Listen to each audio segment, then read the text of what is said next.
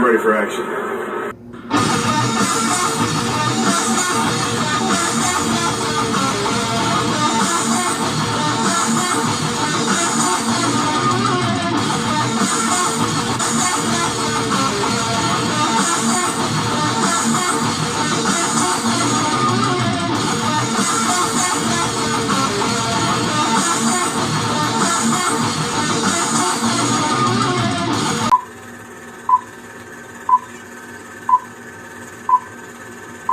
All right, what's up, YouTube, Facebook, Instagram, LinkedIn? How y'all doing tonight? This is TK from Comic Insider. We're here with the amazing Roger Kabler, man. How you doing tonight, sir? As well as could be expected. Yeah, these are crazy times, isn't it? I'm doing great. Just trying to stay above water in all these crazy times. I mean, how you handling with all this virus stuff, man? It's a trip out there. You know what? I've gone kind of numb. I'm feeling a lot on the way inside. But if I stopped to really think about it, I'd be a puddle on the floor. I'd be a mess. But we're functioning. We're going on. I just found out today my mom has COVID. Hey, I'm fine. I just talked to her. She's a tank. She's going to be all right. I could have a tragic reaction and seek a pity party, but we're not doing that. I'm mentioning it because this is my way of coping. I'm going to go ahead with the interview and just do this anyway. God, I can't go on. I'm kidding. I'm a comedian. What do you want? Did that answer your question? Who are you? Man, that's crazy. I had a cousin that just got over it, and these are crazy times. I mean, even with the virtual or the digital interviews, man, it's a whole new world. You know, we say crazy, but that's become a word that's been tossed around too much. The truth of it is that people that are either emotionally disturbed or mentally unstable may be offended by that. So we should think of another word, because we're every time we say crazy, we're making fun of crazy people. Right. Well, that brought things to a screeching halt. Oh no, we had the video froze just for a second. I was like, please, video, just unfreeze. No, but so tonight, man. First off, I wanted to thank you so much for being on the show. All of my celebrity friends that are helping keep us above water in these these wild times. I'm just thankful as hell for. So, man, if it's okay, I wanted to talk to a little bit about your comedy career, man. Because not only are you an actor, you're a comedian as well. So yeah, there's a lot going on there. Yeah, and I paint too. I paint pictures. These are some of my paintings. See, that's my dog. Oh, artists as well. Hell yeah. Here's a portrait of my friends. It's not finished. They haven't even seen it yet. So that's what I do in this barn I live in. Basically, I paint, and then I do comedy shows here on the weekend. Well, that's what's happening. Yeah. One of the honors is I've done a lot of interviews with, actors, couple musicians, directors. Never done an interview with actor / also comedian before. So this kind of cool, man. It's a bit of an honor. Thank you. Me too. I think we all have something in us to express, and sometimes it's, you're living in a comedy, or sometimes you're living in a tragedy, and we express those things as needed. I love doing dramatic work. I'm a big drama freak, and I like the laughter too. I love the laughter. If you had a choice to be one or the other, what would you go into? Oh man, I mean, that's a hard question because everybody needs a little bit of balance and everything. But I would say try to lean towards the positive with a little bit of madness. Any celebrity's career, and you could have it. Whose career would you grab up? Oh man, I have no idea on that. I wouldn't say anybody's out there Jason Momoa, anybody's name out there. Well, I like Sean Penn's career for a while. I like Robin Williams' career. I mean, he could do pretty much anything, but Sean Penn's the kind of actor, I don't know. You know who's really great, and I can't think of her name? She's the actress from American Beauty. She's a great actress, and I can't think of her name. Help me out here. Oh, you got me tongue-tied on that one, too. I haven't seen that one in about 10 years. But I don't want her career. I don't have the equipment. But, I'm looking to open and do some more different kinds of stuff. You know, every life has got elements of comedy and tragedy, and I think any really good movie has those elements. That, you know, there's some really sad stuff and there's some really funny stuff too. You know. Yeah, even action movies and even a lot of horror movies have even their funny moments in them. Oh yeah, what's a good? Oh, American Werewolf in London is a great classic funny horror movie. You know, there's some great moments in there. They're totally dark humor, but I love it. Yeah, right. Right. For example, right before his buddy gets attacked from the werewolf, they're just laughing their ass off. Then boom. No, exactly. And then he comes back from the dead. He goes, "Yeah, what does he say? He says, you try being dead. It's boring." Right. That's boring. I'm not having a lot of fun. And he's really horrific looking. His neck is. Yeah, he's pretty mangled in that. It's great makeup, and that's great fun, you know. So, speaking on comedy a bit, one of your big inspirations is, and you've done a lot of impersonations and material of, is Robin Williams, man. I wanted to say, what was one of your favorite Robin Williams movies ever? Like, was something that inspired you to do what you do, you know? Well, Mork and Mindy was really the first inspiration, because I just saw this, you know, this guy way out on a limb doing all kinds of incredibly whimsical things, and I said, that's how I feel. I felt like he took my act, even though at the time I was 17, I didn't really have an act. But I said, that guy took my life, and I really identify with Robin. And I'd say The Fisher King is my favorite movie of his. But, you know, Mork and Mindy were so, hey, okay, anything went, you know, it's okay. And it was innocent. It was a beautiful time when we could just get crazy. I shouldn't say that word, but it's okay. And it was just like I attached myself to that kind of wild ride, and it takes you places. If you get into that mindset, you know, you can really riff. You can really your mind is very entertaining, and I identify with that. Maybe I'm a little manic. I don't know. Maybe I had too much coffee. Do you identify with Robin Williams at all? I gotta say, there is a resemblance. I saw one of your. Don't be crazy. I saw one of your shows, man, and I was just like, holy shit, Robin is still alive. In some ways, I wonder about immortality, that people do live on in other people, you know, and how close can you get to the real thing? And that's what my movie, Being Robin, is exploring that. It's about a guy who thinks he might be possessed by Robin Williams, or he's just nuts. And he's, you know, in some way believes it. It's like The Exorcist, you know. There's a power of suggestion, and it's based on my own story, where I was really feeling visited by Robin after he passed, and certain phenomena were happening where I felt he was experiencing things through me, and I felt him very strongly. And, you know, when I was hugging somebody or I was painting, and I felt him go, "Oh yes, look at this incredible," and then wait a minute. So I had to do a movie about it because it was very strong. My connection with Robin is very strong. I do feel like I'm channeling him sometimes. I feel like him. I know how he feels. You know? I've seen the trailer on the movie. How close are we to the finished product, man? Because I cannot wait to see this movie. Well, if you can't wait to see it, do you have $50,000 to help me finish it, please? I got about 4 I can throw on it. I still have something to shoot, and I just got an editor, so we're probably a year away from really finishing. But there's a lot of good footage and concert footage, and I'm going to be shooting some kind of documentary style footage when he's in my character's in his private moments talking to Robin, and we'll have a little sort of a documentary feel to it. And I'm not going to rush it. I think anything that's worth doing is worth doing well, and taking your time and really being intricate and finding the heart and the magic of it, you know. I hear you on that.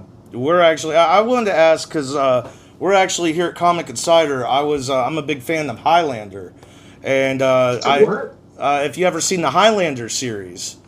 I haven't. I don't even have TV. It's just crazy, but I don't. Well, it's a Christopher Lambert movie that came out in 1986, and it spawned off about 5, sequels, and they even had a TV show to it. It was pretty much about mortals fighting with swords, but no, it's on movie wise. I do understand that on taking the time on it, because we just started barely getting into the filming before all this, everything happened. 2020 hit. And I'm sorry. Yeah. no, it's good. It gave me a little bit more time on you know, little tweaks to the script and things like that. But I was wondering because I'm doing a lot of directing in this, of Cool. on being Robin, how much versus also playing the character do you take part in like filming and everything else in there? Because that's one thing on making a film. You always want to make sure it's comes out to how you want it to be, but also for the fans as well. Well, it's tricky. I've learned a lot of lessons on filming this because I did create it. I wrote it. It happened to me. I produced it. I raised the money for it. I directed it. I starred in it. I did the makeup, and I'm doing the editing. And that's not. Oh, really damn! So you're doing it all. Well, I've done too much, and I think what I really need to do is step back and be just the actor and let other people run this, because you can't direct yourself. Not really. It's you're always watching your performance. I need to have a clear channel with Robin and just be able to have somebody that I trust put the camera on and get those private moments. And that's the work that we have left to do. We've done a lot of good stuff, but the stuff that's really intimate and when you really sense, you really feel Robin is I've got to not be able to not have to look at it other than just be an actor and channel it. And I did another movie called Saving Robin Williams where I was just an actor, and that's a short film that's traveling the virtual comedy film festivals, and that's winning stuff. I've won for Best Actor in that, and that was just because I was just focused on the acting work. So I can't do all the other fundraising and all the editing. I got to put it in somebody else's hands who's totally capable. And I really wanted to take this to Hollywood, make it as big a film as it could be. And that's not out of the question. If I get a Rob Reiner or, Barry Levinson that's interested in doing this, we'll start over and we'll do it in a much bigger way.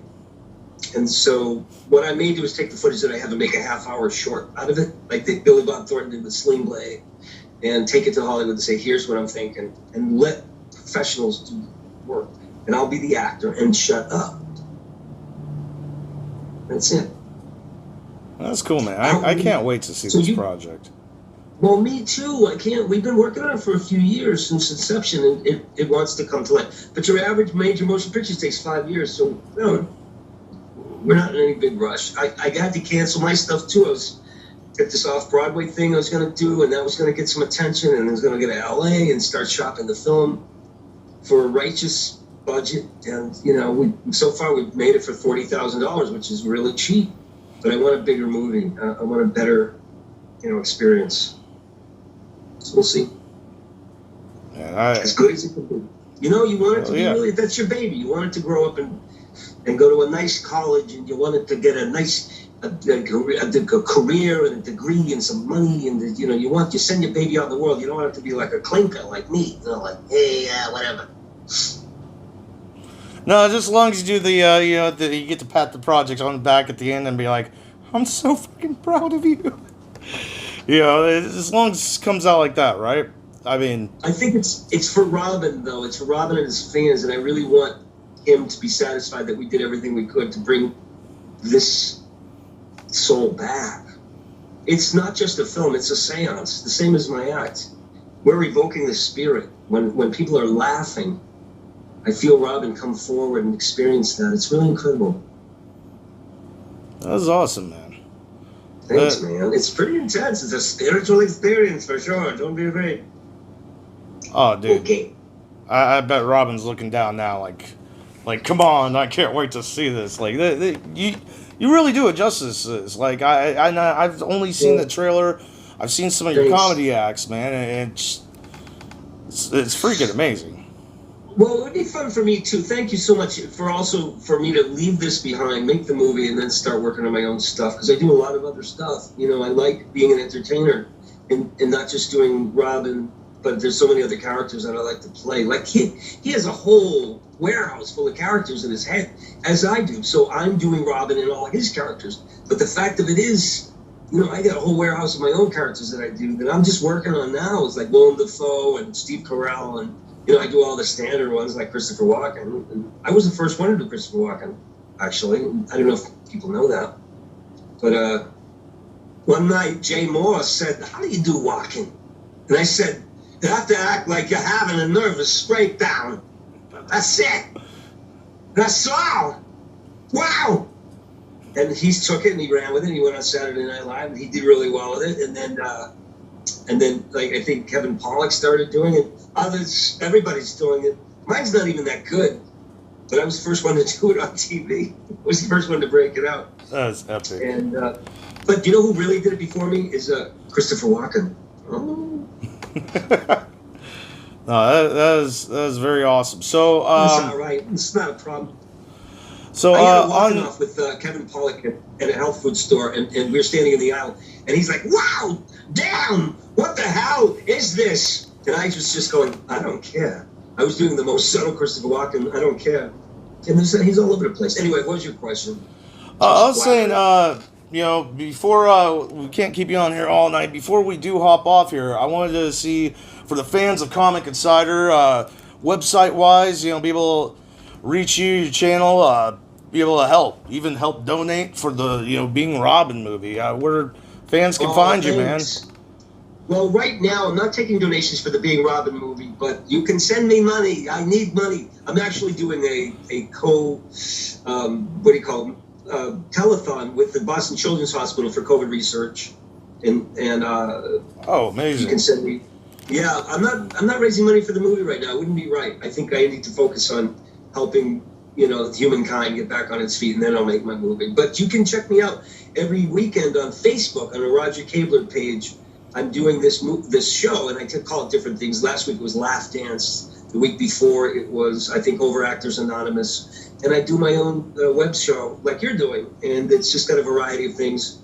And we're gonna have all kinds of weird stuff. And I do a lot of impressions, and it's commentary, and we'll have people singing and dancing too. It's a house show. It's incredible. But I like to do other impressions. What are you gonna do? Huh? What are you gonna do? You laughing at me? Huh? I see you out there in cyberspace. In cyberspace, nobody can hear you freaking laugh. Oh, man. Okay, I'm done. Oh, man, I was trying not to laugh through this whole thing, man. You're hilarious. Yeah, I saw you were going to cough up a lung, my friend. Oh, you caught that? Yeah. I had to... Yeah, well, you went purple, too. I was a little afraid for you for a minute. Anyway, I don't know what else to say. I love doing this stuff, and I hope I can help you with your show, and I hope your Highlander thing comes off. I wish you all the luck with that. That's tough. Same with the Being Robin project. I mean, thank you. This, I never thought I'd be on screen or even trying to direct or be acting in anything, but it's. Opportunities come along and you start doing it and you're like, oh, this is fun, but it's still hard as hell to do. It is, and you got to be really patient with yourself and remember this is new territory and take your time. We all tend to want to just live in the accolades and the awards, and then we don't get there. The real reward is the work. Doing the work is that's keeping me stable. It's like, I got all this work I got to do, and I do the best I can, and the results are up to. The universe will do with me what they will. Right. But you just have a good time doing it, and I think it'll show in the product, Right. Well, once again, thank you so much for being on the show. You have a good night, sir. Comic Insider, like, subscribe. Remember, this is the only channel that has a clean bill of health from Dr. Doom, Dr. Strange, Dr. Fate, Doctor Who, and Dr. Manhattan. We will see you in the multiverse. Gotta run. Hey, what's up, everybody? This is Ming Chen from AMC's Comic Book Men, and you should like, subscribe, watch, and tell all your other friends to like and subscribe Comic Insider.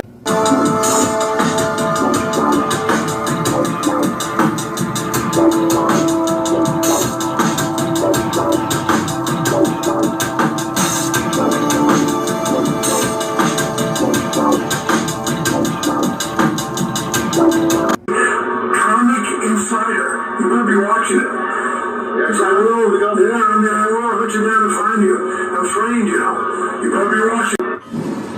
Consider.